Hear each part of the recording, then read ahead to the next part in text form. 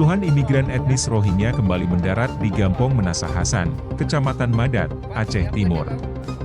Mereka mendarat sekitar pukul 4 waktu Indonesia bagian Barat, Kamis 31 Oktober 2024. Menurut informasi yang diterima AJNN, 6 imigran diantaranya meninggal dunia saat berada di tengah lautan.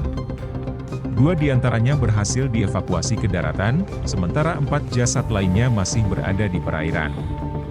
Warga setempat, Ashar mengatakan bahwa kedatangan imigran tersebut saat ini sedang dilakukan pendataan oleh Forkompinjam bersama pemerintah Gampong setempat.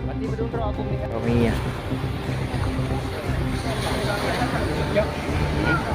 Berarti berdunro abu meninggal? Berarti yang 42. 42 meninggal.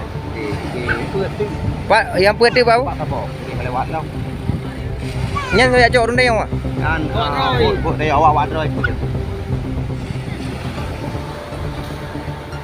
Sayang nih. Kemanusiaan padahal.